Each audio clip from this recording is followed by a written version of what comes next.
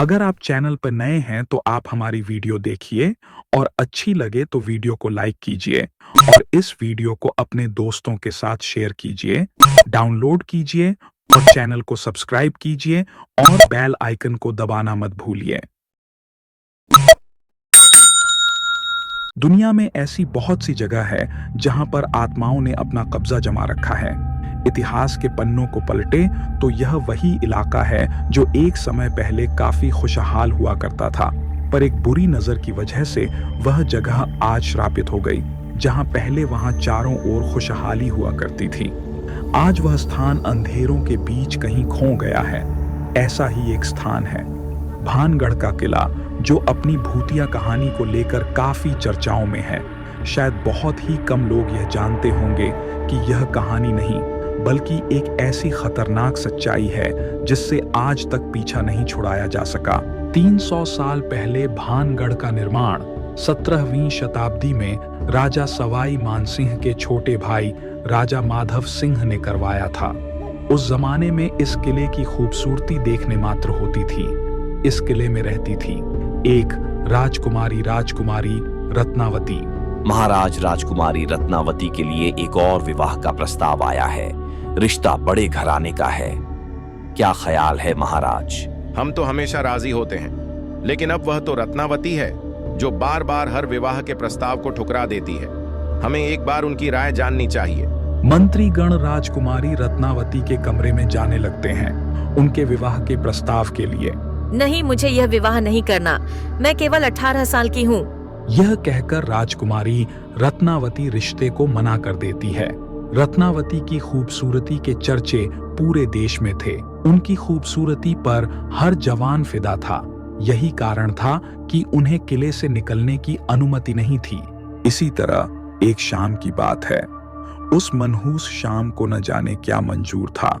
राजकुमारी रत्नावती के कमरे में उनके श्रृंगार का सामान नहीं पहुंचा था, तो राजकुमारी ने सोचा कि वह खुद ही बाजार जाकर ले आएगी और साथ में उनके मनपसंद का इत्र भी खरीदेगी। दासी के साथ वह बाजार पहुंची। यह इत्र बड़ा सुगंधित है। बाकी श्रृंगार का सामान तुम अपने साथ रख लो। इत्र को लेकर रत्नावती किले में आ पहुंची थी, लेकिन उसे खरीदते वक्त एक अघोरी तांत्रिक ने देख लिया था जो उसकी खूबसूरती पर फिदा हो चुका था। अरे वाह, साथ साथ देवी ने जन्म लिया है धरती पर। यह तो विश्व वसुंदरी है।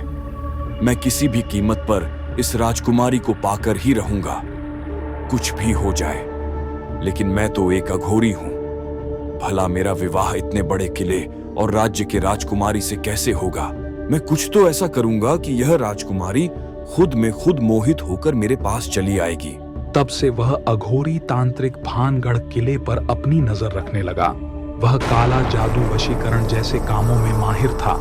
बस इसी का इस्तेमाल उसने रत्नावती को पाने के लिए किया। यह मेरा वशीकरण का हथियार। अब मैं इसे इस इत्र में डाल देता हूँ, जिसे इस्तेमाल करते ही रत्नावती खुद में खुद खींची हुई मेरे दरबार चली आएगी। वह अघोरी तांत्रिक उसे दुकान में जाता है जहां से रत्नावती के लिए इत्र मंगवाया जाता है। वही धोखे से वह उस इत्र में वशीकरण का मंत्र फूंक देता है, जिसे इस्तेमाल करते ही रत्नावती उसकी तरफ खींची चली आएगी। वह अपनी योजना में सफल हो जाता है।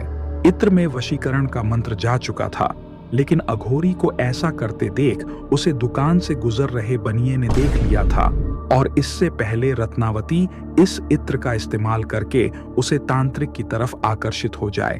वह वहां से सीधा भानगढ़ किला पहुंचता है और मंत्री द्वारा यह संदेश रत्नावती तक पहुंचा देता है। क्या उस तांत्रिक की इतनी हिम्मत? जी तो कर रहा है उसे सूली पर चढ़वा दूं, लेकिन राज्यपाठ का सवाल है। इतना कहते ही उसे इत्र की सीसी को रत्नावती बाहर फेंक देती है, जो एक चट्टान से टकरा जाता है और अब उसे तांत्रिक का जादू उसे पर ही चल जाता है। वह चट्टान अब उसे तांत्रिक की तरफ आकर्षित हो जाता है और वह तांत्रिक उसे विशाल चट्टान के नीचे आकर दर्द से कर रहा कर कहता है, मेरे जादू को मुझ पर उल्टा करने वाली रत्नावती कभी खुश नहीं रह पाएगी। अगर रत्नावती मेरी नहीं हो सकती तो वह किसी की नहीं हो सकती। बहुत जल्द यह भानगढ़ खंडहर बन जाएगा। इस किले में रहने वाला हर एक शख्स मारा जाएगा और दोबारा कभी जन्म नहीं ले पाएगा। वह तांत्रिक मर गया, लेकिन मरते मरते एक भयानक श्राप दे गया।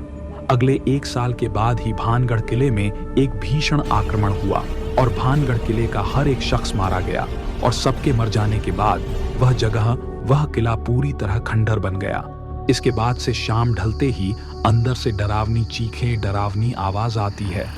देर रात अंदर से रोने, हंसने, चीखने, चिल्लाने की आवाज आती है उस तांत्रिक के शराब से।